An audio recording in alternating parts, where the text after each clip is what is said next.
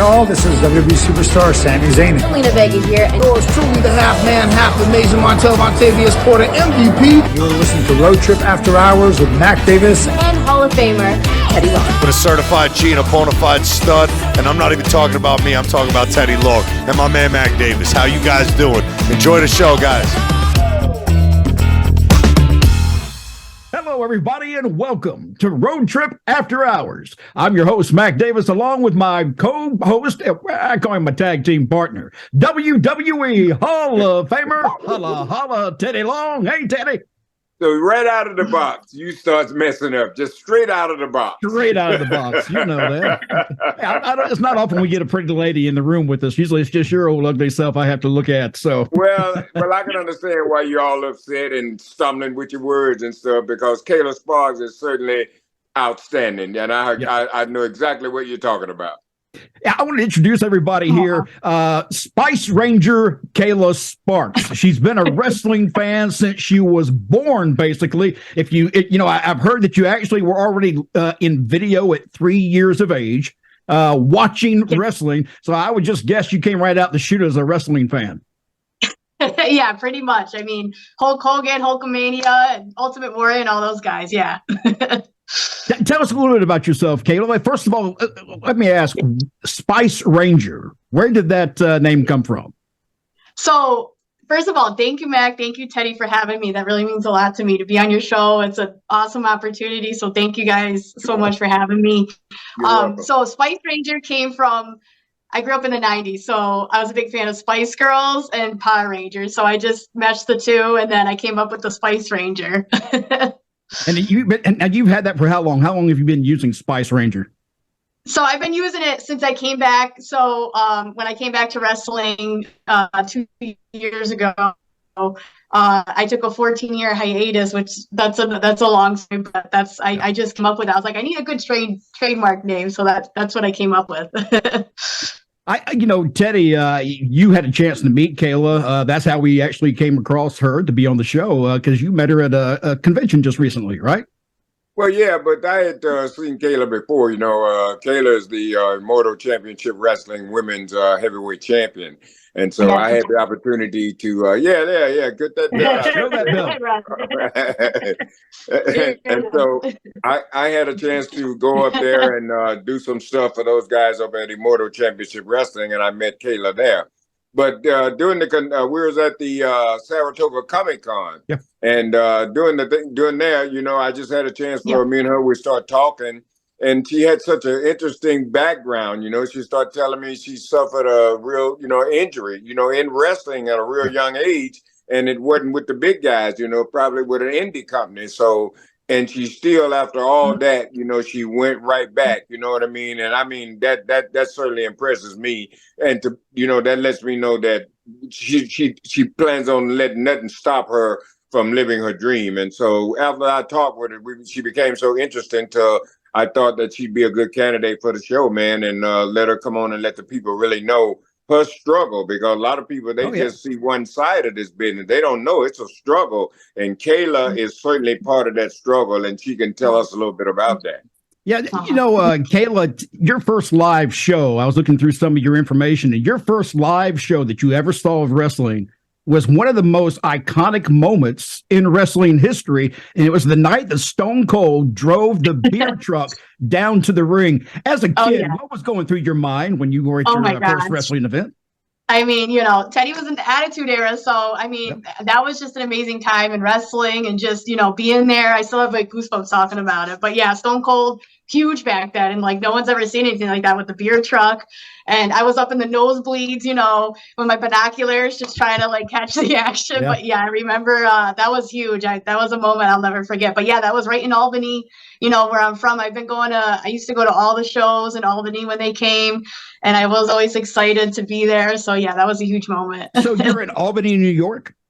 Yeah, I'm based out of Albany. Schenectady, New York's my hometown, but if I say Schenectady, people may not know. No, actually, where that is. Teddy and I will be in Albany later this year. Oh, We'll be hosting awesome. a Hall of Fame up there in Albany for Oh, that's wrestling. right. So, Yeah, they're coming back. Yeah, I've been to that before. Yeah, I can't wait to see you guys. Definitely want to catch up.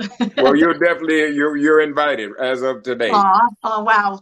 What an honor. Wow. Kayla, as a wrestling fan, who were your favorites growing up? Oh my gosh. So like I said, like Hulk Hogan and Ultimate Warrior, since I was 3 years old, those guys were my favorite. And as I got older, Sting was a huge favorite of mine. Undertaker was a huge favorite of mine, still is. And Chyna was one of the people that actually inspired me as a young girl at the time. She was huge back then. She broke so many boundaries and just, in wrestling and like women all together around the world, just like there was something about Chyna that was so special, and just talking about her, it makes me sad that, she's gone. But I did get to meet her when I was like 11, 12 years old, when she was doing her autobiography signing for If They Only Knew. So I'll never forget that moment. So yeah, right. Chyna was a huge influence on me. Now, during that time, if I'm not mistaken, I think I read this now, that you were getting bullied quite a bit in school. You're getting picked on, which is it's odd. And Teddy, I know you know this. A lot of guys in this business, that was the case. A lot of guys got bullied, or women got bullied when they were younger, and they turned out to have these incredible, aura about them later on that people just didn't see back then. What was it like growing up being bullied, being a wrestling fan? Oh, I'm glad you brought that up. Like, I love to like speak out on this because, like, so many people now, there's so many anti-bullying like campaigns going on, and people are really supporting that, which means a lot to me. So like growing up, I know it's crazy to think like back then for a girl to watch wrestling, it was like rare, I guess, for, as a kid, as a young teenager. So I got picked on, bullied a lot for just, being a tomboy, wearing my wrestling shirts, to school, and just, not being the normal, how girls dress back then. So like for me, it was always about wrestling. So like I'd always like talk about it. I dressed in all my favorite wrestling shirts. And then, so yeah, it was really tough being bullied. And then of course, me being out, part of the LGBTQ plus community, I'm gay, lesbian. So like that back then I was still learning. I didn't know who I was back then. So, but like, I'd be called names like, dyke or whatever, you know what I mean? Just like stuff like that was hard to hear. And like, as I got older, as you get older, you start to like care less about other people's opinions, you know what I mean? Yeah. So like, but it definitely lets you grow thick skin. It lets you grow, become more confident in who you are as a person as you get older. Definitely. Was that really part of the reason that got you into wrestling? Was kind of I always loved wrestling before I was getting bullied. So yeah, that even pushed me more to be like, you know what? Screw you guys. You know what? I'm going to love what I love. I love wrestling. I'm going to dress how I dress and be who I want to be. And I don't care what anybody thinks, Right. Well, what drove you into actually performing in the ring, though? I mean, what got you, from one side of the barricade to the other? So like I always loved, there's two people I left out too. Matt Hardy and Jeff Hardy were like at the time, part of the Attitude Era. So seeing those guys too, along with Chyna and all the other people I grew up watching, I was like, wow, that's something that they're doing, all these new cool things that you never seen before in wrestling. And I just loved how entertaining they were and inspiring to me that like you can do whatever you wanna do or want to be in life. So like that for me, that stuck with me, especially like with the stuff I was saying with Chyna, just like her going in the ring against men at the time, which was like never heard of. So like I was like, you know what, if the opportunity comes up, I definitely want to join the school. I definitely want to get into it, but it came sooner than I thought because the way I found out about it was on the news. I was 13 years old at the time, and on the local news channel, there it was, a wrestling school, local, had an excellent trainer. Chip Stetson was his name, and they said, hey, we're looking for students to come in. And back then, I guess it was like, it's unheard of now, but at the time they were like letting in young teenagers at the time to go and enroll in the school. So that's how that all started. Teddy, you had something you were about to say? Sorry. Yeah, I was. She kind of touched on it too, because I really wanted to know exactly, just how she got started, and what school did she start out with, and what indie, organizations has she had the opportunity to work for, and also, during your career too, Kayla, you got that injury. Tell us a little bit about that and what gave you that drive to come back. Oh, thank you, Teddy. Thanks, Max. So in 2002, I was 13. I joined the school, and with a lot of pushback from my parents, obviously, because I was young. I was, a girl, and they're like, "Oh my gosh, Yeah, I is wouldn't this want my safe?" daughter going in the wrestling ring and taking Right. bumps. I mean, You're I get still, that. yeah, you're still growing. I was just going into ninth grade. You know what I mean? So, like, for me, I was happier than, as can be, because I was like, oh my God, my dream is finally happening. I can start young.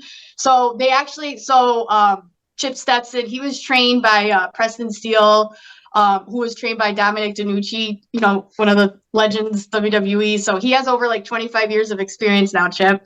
So he brought me in, and the guys there were awesome. They treated it like just like you were like a part of the family. Like everyone took care of each other.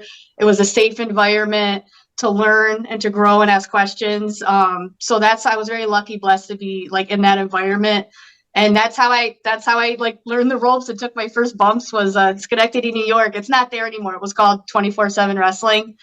And we had shows, a show every month for as we started progressing and started learning the ropes and everything. And then I would say like a year and a half, I started, once they left, I went to local promotions around New York. There was one called World of Hurt Wrestling. That was when I first started traveling, and I was like probably like 15. I was 15 at the time when I started like traveling. So my mom, I didn't have a car. I couldn't drive yet. But I remember I got my work permits at the local mall, and I started working, just to pay for your, gas tolls. It adds up, traveling and just, I was like, Mom, because I didn't want to be one of those, kids that wanted to bum off their parents. I wanted to work. I've always at a young age, I worked hard for what I wanted to do. That was one of the things, actually, my mom said, if you want to do this, you gotta work hard, get a job, support yourself and stuff. So that's what I did. And then those are the trips I love the most, is those road trips with my mom. Like when I was younger, like we listen to music, karaoke and all that, and then going on our way to the shows. But yeah, that was fun. And then I got to, the promotions I worked for. I don't know if you've heard, I don't think it's around anymore. It was called 2CW. I wrestled there. There was all over. I went to Canada, PWA. I got to work there. Any chance I could, like, wrestling or getting that exposure, that experience back then. Well, and then, of course, yeah. What happened, though, that caused you to have to stop wrestling? Yeah. So unfortunately things happen. You try to be safe in the ring, but you can't control it. But, it was one of those, I landed on my head and I suffered. That was my second concussion that I suffered. I just turned 19. And that was, oh my gosh, that was like, just thinking about it, it was traumatizing for me, because my mom was actually at the show, and we were in Elmira, New York, and it was for, I forget the promotion name, but yeah, I couldn't even like keep my head up, and the doctor that was there, he said, yeah, she definitely has a concussion. You need to get her to the ER. And like, that was scary for me, like, cause that was my first ever, like, really bad, severe, injury. And I remember I was still in my gear. My mom had to go help me up, bring me to the car to go to the ER. So that was a really rough time, sad time in my life. So that's how I got the injury, the concussion. And then I remember and I know too that you were off for some time with that injury, and did that give you some time to think about, making that decision on whether you're going to come back or whether you was just going to hang it up? Yeah, I mean, you hear people like come back, and like when you have a severe injury like that, sometimes you never come back, you know what I mean? Like, and like the one person I could think of that comes off the top of my head is like, Bryan Danielson. He had a really bad concussion injury, but he took some time off, but he ended up coming back, and he's been doing really great. And I actually got to talk to him when I saw him, and we had a little heart-to-heart conversation. So that was really nice. But yeah, it took me 14 years. I know that's a long time, but like, it's like almost half my life pretty much. I'm going to stop you real quick, because I'm curious. What did Daniel Bryan share with you? He said, like, it was actually the night when I was, they invited me for AEW. That was my debut there. And I got to be, wrestling Thunder Rosa. It was the opening match. It was at Grand Slam at the Arthur Ashe Stadium. So that was like a huge opportunity, a huge deal. And I was just coming back. I was already wrestling like for other promotions before I got that opportunity. So I got I got some ring rust off for sure. But yeah, that was a huge opportunity. Brian, he shared with me, like how hard it was for him. He went through depression and stuff like that. And just, it's a lot of it is your mind. Like, you tell yourself like, oh my God, can I do this? Or, is my body going to be okay? You're afraid to get hurt again. I think it's the hesitant part of getting back in the ring. But he shared, his advice for me was just, if, do what makes you happy. Because, he's happy doing what he's doing. And so far, knock on wood, we're doing okay. We're having, Well, yeah. Well, Kayla, I tell you, a very interesting story. You know what I mean? And that you certainly have inspired me. And I know after people hear this, you're going to inspire a lot of other people, man. And I just wish you all the luck in the world. Congratulations on everything. And I know you got some stuff coming up with WWE pretty soon here. So they're giving you a call. AEW, all these guys. These people keep calling you. And when they keep calling you, something's gonna happen for you. If they quit calling, then that's when you start worrying. But as long as they call, that means God still got you on His mind. So good things are gonna happen for you. And thank you so much for coming on here. And I do have my Kayla button on. I want everybody to see that right there. And the real big secret is Kayla Sparks is my baby mama. That's the real big secret. That was so funny. Oh my God. Yeah, baby mama. That was hilarious, Teddy. Oh my God. Thank you so much for everything that you just said. Everything, and Mac too. Like, you guys, I really appreciate this opportunity and sharing my story. I do want to mention for those who are watching, if you may have seen Kayla before, you may go, I know her from somewhere. She has been on WWE and AEW television. You've been in the ring with Bianca Belair, Alexa Bliss, Auska. I'm trying to get the other ones. She's been in the ring with names. You're going to see more of her, I'm sure. And, we're looking forward to it. Kayla, as Teddy said, thank you so much for joining us today. Thank you guys so much. I really appreciate it. It was awesome talking with you guys. You betcha. All right. Let me ask you one quick question. Merchandise, if somebody wants to find out how to purchase some of your merchandise to help you on the road, how do they do that? Oh my gosh. Yeah. Thank you so much. Yeah, definitely check me out. I'm on all the social medias, Facebook, Twitter, Instagram, YouTube, at Kayla Sparks 247. If you go there, you'll see there's a link that points to my t-shirts. You can buy pro wrestling tees. They're big supporters. And the buttons. And the buttons. And the buttons. Thank you so much. Kayla, thank you. I am Mac Davis. That is WWE Hall of Famer Teddy Long, and our special guest today, Kayla Sparks. Of course, she's one of the Spice Girls. You just don't know about her yet. You'll see. We'll see you next week, everybody. Thanks for joining us. Thanks, guys. Thank you so much.